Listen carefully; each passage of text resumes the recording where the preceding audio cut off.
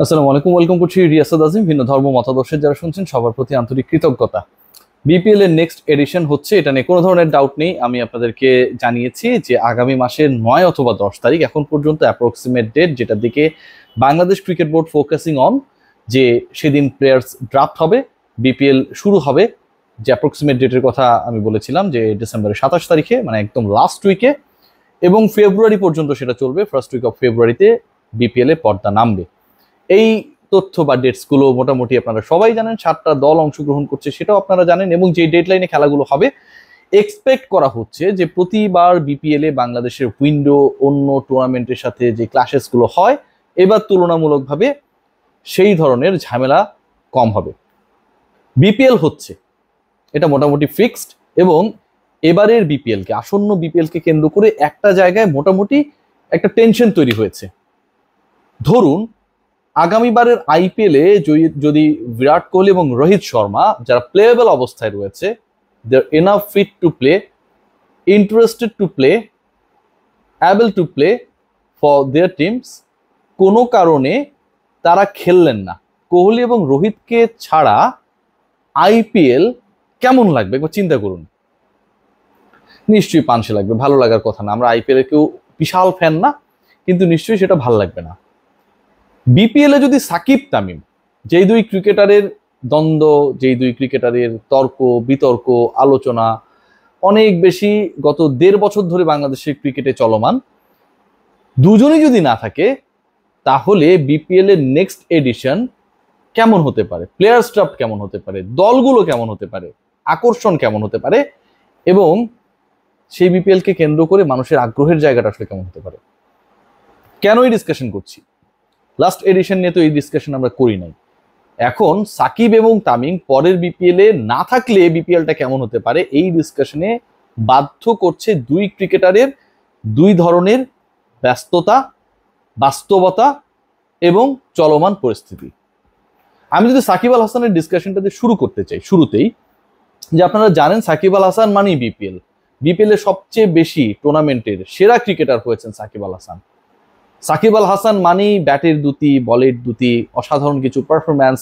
সাকিব আল হাসান মানে শিরোপা জয়, মানে এই ব্যাপারগুলো সাকিবের সাথে অনেক বেশি যায়। মানে টি-20 ফরম্যাটের, সেটা যেখানকারই লিগ হোক না কেন, Caribbean league, IPL, Big Bash, BPL, CPL, মানে ক্যারিবিয়ান লিগের কথা তো বলেছি, কিংবা এলপিএল, সেটা যেটাই হোক না কেন, সাকিব আল হাসান কেন্দ্রিক মানে একটা আলাদা ধরনের হাইপ আমাদের সবার মধ্যে থাকে। সেই সাকিব আল হাসান কেন আনএভেলেবেল হয়ে যেতে পারেন? ইনজুরি সংখ্যা, তার হাতের যে সমস্যা রয়েছে সেটা, নাকি অন্য কোনো কিছু? দেখুন, সাকিব আল হাসানের নামে গতকাল আমরা দেখেছি যে 50 লক্ষ টাকা তাকে জরিমানা করা হয়েছে শেয়ার বাজার কারসাজির অভিযোগে। সহজ হিসাবে, এত ডেপথে যাওয়ার দরকার নেই, আমরা আসলে এত বেশি ডিপে যাবো না, ক্রিকেটের আলোচনায় থাকতেছে। তার মানে সাকিব আল হাসান বিগত সরকারের সময়ে কিছু কিছু জায়গায় কিছু মিস্টেক্স করেছিলেন, ভুল করেছিলেন, ভুলভাল বিনিয়োগ করেছিলেন, এবং যেগুলোর ফলে সাকিব আল হাসান এখন শাস্তির সম্মুখীন হচ্ছেন বিভিন্নভাবে। আর্থিক জরিমানা করা হয়েছে, এখন সাকিব আল হাসানের বিরুদ্ধে কিন্তু হত্যা মামলাও রয়েছে। সাকিব আল হাসান যদি দেশে আসেন বা দেশে এলে মামলা সংক্রান্ত জটে বা জটিলতায় পড়তে পারেন, সাকিব আল হাসান কি বাংলাদেশে আসবেন? আমার কাছে মনে হয় সাকিব আল হাসান সেই রিস্ক নেবেন না। সাকিব আল হাসান যদি সেই রিস্ক না নেয়, যেহেতু সেপ্টেম্বরের শেষ, October, November, December, 3 months to go, এবং এই 3 মাসের মধ্যে পরিস্থিতি খুব সহজও হতে পারে, জটিলও হতে পারে, যে কোনোটাই হতে পারে। সো সিচুয়েশন যেটাই হোক না কেন, সাকিব আল হাসানকে নিয়ে একটা অনিশ্চয়তা রয়েছে। যতটুকু সার্টিনিটি রয়েছে, ঠিক ততটুকু আনসার্টিনিটি রয়েছে। সাকিব আল হাসান তিনি কতটুকু বাংলাদেশে আসাটাকে তার জন্য নিরাপদ মনে করেন, সেটার উপর ডিপেন্ড করবে। এবং সাকিব আল হাসান আসার পরে তার ব্যাপারে ল এনফোর্সিং এজেন্সিগুলোর আসলে যে উদ্যোগ বা ব্যবস্থাপনা, সেটা কি হয়, সেটার উপর ডিপেন্ড করবে সাকিব আল হাসান বিপিএল খেলবেন কিনা। Tamim Iqbal, let's discuss about Tamim ইকবালের তো আসলে এরকম কোনো সমস্যা নেই। তামিম ইকবাল তো মোটামুটি ফুরফুরে মেজাজে, তিনি চলতি সিরিজে তিনি ধারাভাষ্য দিচ্ছেন, আমরা দেখেছি। তামিম ইকবাল ক্রিকেটারদের সাথে বিপিএল সংক্রান্ত যে মিটিংটা হয়েছে কদিন আগে বোর্ড সভাপতি ফারুক আহমেদের, সেখানটায় তিনি ছিলেন। পারিশ্রমিক কমিয়ে হলেও যেন বিপিএল করা হয়, সিনিয়র ক্রিকেটার অন্তত সেটা চেয়েছেন। সো তামিম ইকবালের তাহলে সমস্যাটা কোথায়? তামিম ইকবালের সমস্যাটা আবার ভিন্ন জায়গায়। সাকিবের সমস্যা যেমন গ্রহণযোগ্যতার জায়গায়, তামিমের সমস্যার জায়গা হচ্ছে যে তামিম ইকবাল যদি ক্রিকেট বোর্ডে দায়িত্বশীল কোনো পদে চলে আসেন, আলোচনা রয়েছে ক্রিকেট বোর্ডের ডিরেক্টরই তিনি হয়ে যাবেন। এখন সেই ডিরেক্টরশিপ বা তামিম ইকবালের পরিচালক হওয়া কবে, সেটার উপর ডিপেন্ড করবে তামিম ইকবাল আসলে বিপিএল খেলবেন কিনা। যদি বিপিএল এর আগে, আমি আবারও বলছি যে এখনো আরো স্পেসিফিক ভাবে 3 মাস লেট রয়েছে বিপিএল অনুষ্ঠিত হবার জন্য, কিন্তু তামিম ইকবাল বিপিএল খেলবেন কি খেলবেন না আগামী মাসে 9-10 তারিখের মধ্যে সেটা ডিসাইডেড হয়ে যাবে। তামিম ইকবাল বোর্ডে যাবেন নাকি তিনি বিপিএল খেলবেন, পরবর্তী সময় বোর্ডে আসবেন, এই ডিসিশনস গুলো কিন্তু আগামী 2 সপ্তাহের মধ্যে তামিম ইকবালকে ক্রিকেট বোর্ডকে মেক করতে হবে। তামিম ইকবাল যদি ক্রিকেট বোর্ডে ডাইরেক্টরের ভূমিকায় আসেন, পরিচালকের ভূমিকায় আসেন, নিশ্চয়ই তিনি একটা গুরুত্বপূর্ণ স্ট্যান্ডিং কমিটির দায়িত্ব পাবেন। সেই কমিটিতে নিশ্চয়ই ক্রিকেট রিলেটেড হবে এবং সেই কমিটির চেয়ারম্যান হিসেবে, ভাইস চেয়ারম্যান হিসেবে, দায়িত্বশীল হিসেবে তামিম ইকবাল কি বাংলাদেশ ক্রিকেট বোর্ডের আয়োজিত একটা টুর্নামেন্টে খেলোয়াড় হিসেবে খেলতে পারেন? তার উচিত হবে, বা বাংলাদেশ ক্রিকেট বোর্ড এটাকে অ্যালাউ করবে, বা তামিমই কি এটা খেলতে চাইবেন? নিশ্চয়ই না। উত্তরটা হচ্ছে খুবই স্পেসিফিক, নো। তামিম যদি ক্রিকেট বোর্ডে কোনো দায়িত্বশীল পদে আসেন তাহলে তামিমের বিপিএল খেলার কোনো সুযোগ আমি দেখছি না, বোর্ডের পার্সপেক্টিভ থেকে কিংবা তামিমের নিজের পার্সপেক্টিভ থেকে। So it's going to be a very challenging tournament, যেটা সম্পর্কে সাকিব তামিম দুজনই খেলবেন কিনা, দুজনই এভেলেবল হবেন কিনা, অন্তত দুজনের মধ্যে একজন খেলবেন কিনা, নাকি দুজনই ড্রপ হয়ে যাবেন, সাকিব তামিমকে ছাড়া আমাদের পরবর্তী বিপিএল হবে, এই যে কোয়েশ্চেন্স গুলো রয়েছে সেগুলোর উত্তর মেলাটা এখন আমার কাছে মনে হয় যে যথেষ্ট জটিল।